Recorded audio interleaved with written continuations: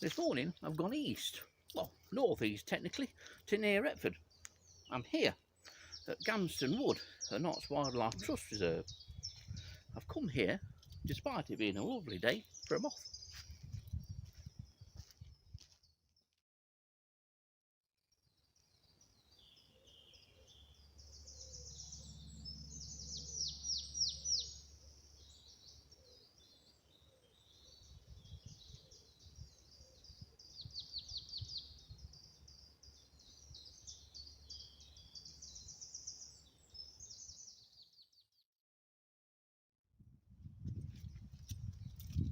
It's a beautiful morning. There's a light breeze and the temperature's starting to pick up. There was a bit of a frost overnight locally at home, but no real hard frost, thankfully. The trees, the oak and the ash that you can see behind me, are already bursting, as are all of the more shrubby plants like hazel, and there's some young silver birches coming into leaf here. Gamston Wood's always been a particular favourite. It's always a nice place to visit. At one time, it was the place to come in Nottinghamshire to see White Admiral and silver-washed Retford. Both species were released here a number of years ago, and as far as I'm aware, both species have long since died out. However, silver-washed Retford is doing quite well at one South Nottinghamshire site, and is turning up occasionally at other sites. Now, the moth I've come here to try and lure today is emperor moth, and it was recently taken at another wood, Eaton Wood, across the road directly from Gamson Wood here. On the same night as the emperor moth was taken by Colin Watkin on 22nd of March of this year, Colin also took dotted chestnut and white marked, two extremely rare moths in Nottinghamshire still, and both moths that I've not seen. I've yet to see a wild emperor moth in Nottinghamshire, so I brought my trusty little emperor moth lure, recently purchased. Hopefully we may well be successful. I intend to try here, maybe across the road at Eaton Wood as well, and then work my way down to a couple of sites and end up at Eaton. See whether I can add an emperor moth to the Eaton moth list. Now, the emperor moth, as I mentioned a few weeks ago on a video I did about emperor moths, is primarily a species of the Trent Valley in Nottinghamshire, but there are records from here and just a few miles further north at the Idle Valley Nature Reserve at Lound. Let's hope one turns up this morning. It's a grand day for it.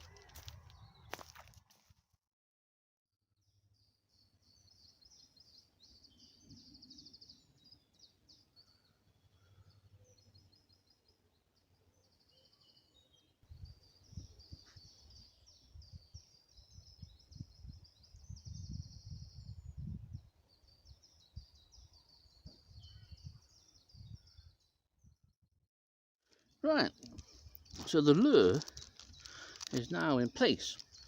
First time I've tried to lure emperor moth with a pheromone lure. Now the breeze is pretty much blowing from where we're sitting now towards the tree, so technically it's blowing across and into Eaton Wood, but I'm presuming that emperor moth is found here as well. All we need now is to sit and wait.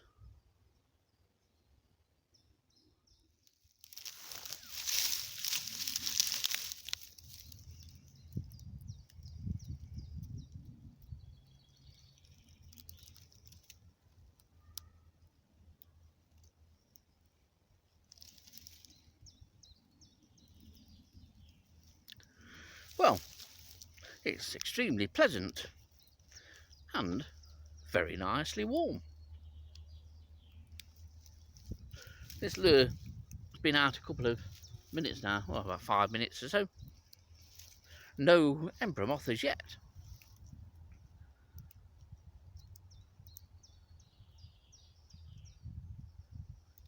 May well have a wander down some of the rides, go down the other bit of Gamston Wood. It is quite a sizable bit of woodland Gamston Wood. And say, extremely changeable. There's a bit of everything here, apart from an emperor moth.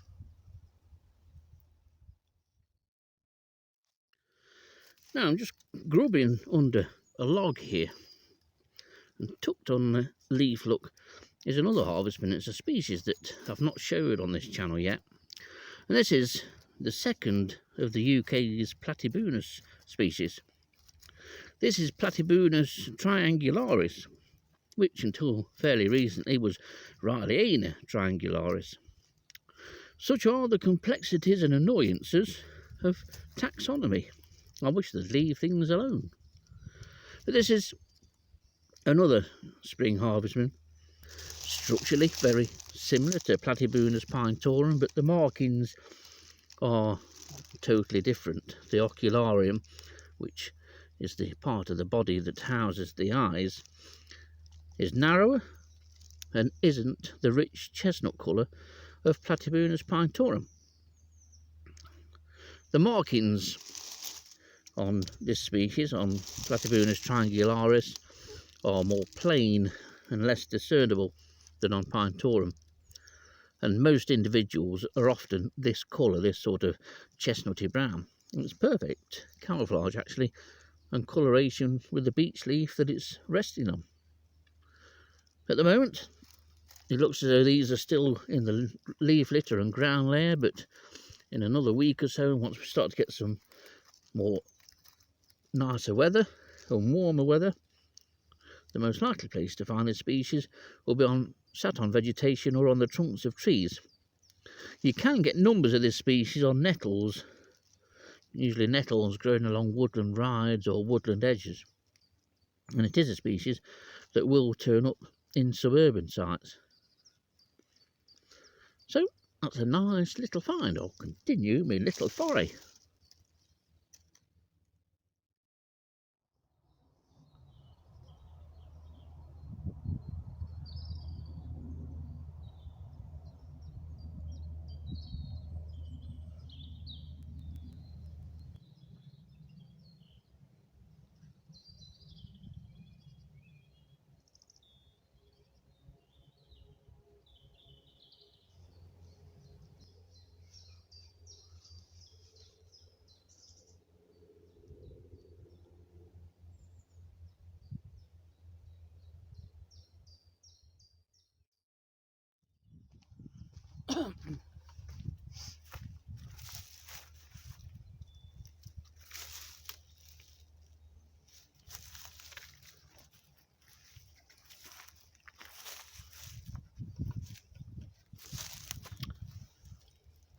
Keep losing the sun behind these small bits of cumulus cloud which keep passing over.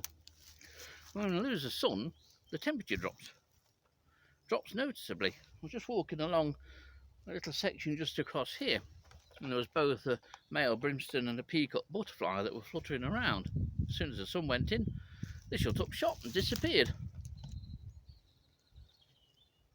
Wood piles, you have to be careful around them, I must admit, more so at the ends, are often great places for invertebrates. You can get orange underwing occasionally to sap runs or any residues of sap on log piles.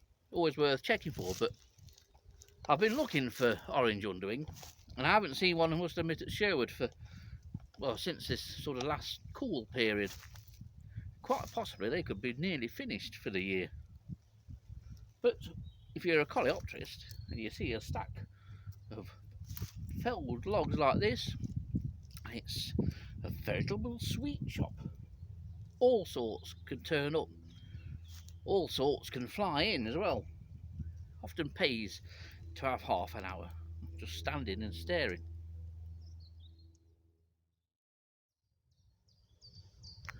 There's a decent ground flora in both Eaton and Gamston Wood, with a carpet of wood anemones throughout most of it. Never in any dense sort of patches. Interspersed in amongst them are some delightful primroses. But this isn't a bluebell wood. Well, this is the main sort of ride down into Eaton Wood. Eaton Wood's quite narrow compared to Gamston. Well, at least that's the impression that it gives you. There's been areas that have been cleared and typically managed, you know, in coppice woodland. So it's walking down here by these wooded enemies and celandines. See what we can find. See if we can get that elusive emperor moth. At least an emperor moth to show you.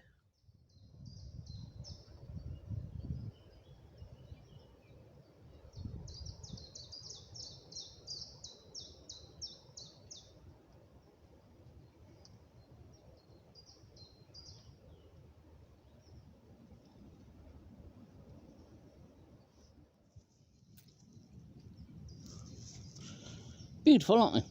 There's probably not a great deal actually in the way of competition for mauve flowers such as violets. The other woodland flowers coloured purple are yet to flower. Plants like bugle springs to mind. Violets are lovely, such a beautiful little flower. Sort of 5 petals and that beautiful little centre. Cracking little things. And here's violets in their true setting. This is where to see violets, at the side of a woodland ride, accompanied by primroses, celandines and wood anemone. They're just an absolute picture.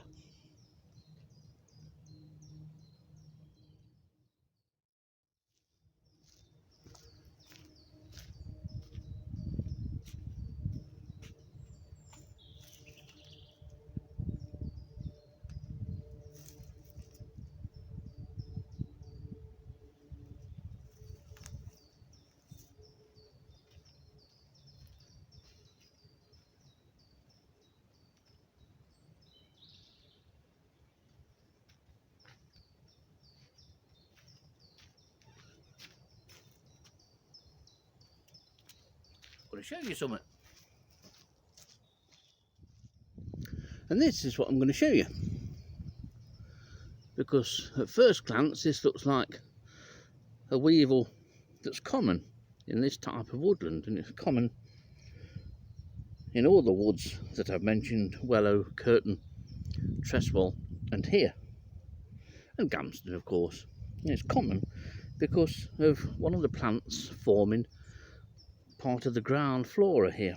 It's a plant I've not mentioned today, but I have done on previous videos, and it's dog's Mercury, because quite often in spring, once it's warmed up as it's starting to do now, you will commonly find this large weevil on dog's Mercury.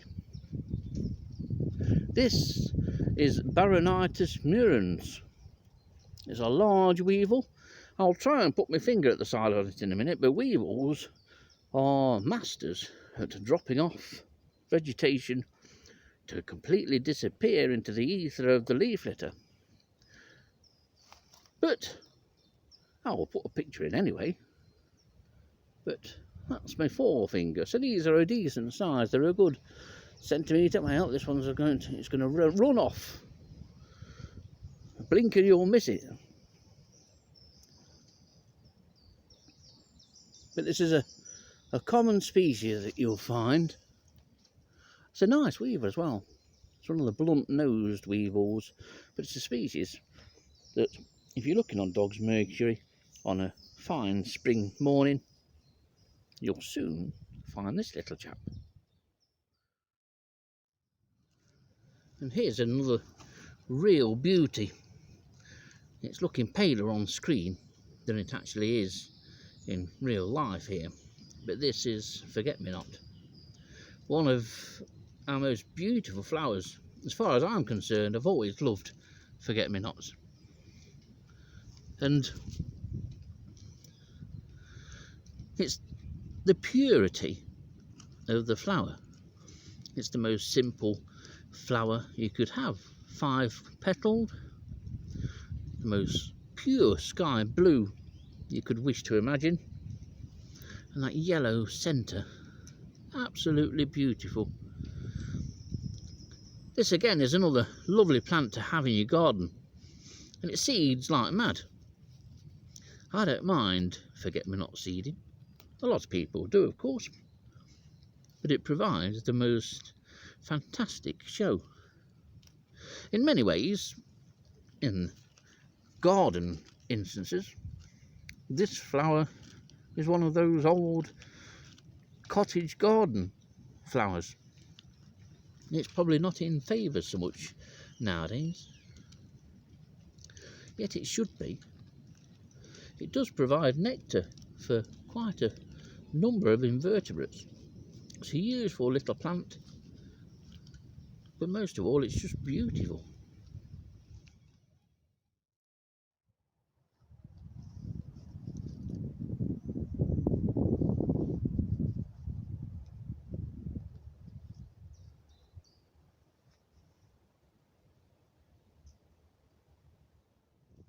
One of the interesting aspects to this area of Eaton and Gamston Woods you're looking at, not the view is actually quite tremendous. You can see right up into South Yorkshire from here. It's the roadside verges, because these roadside verges have been designated as a special scientific interest, and that status has been given because of their botanical diversity. There's some really interesting plants here.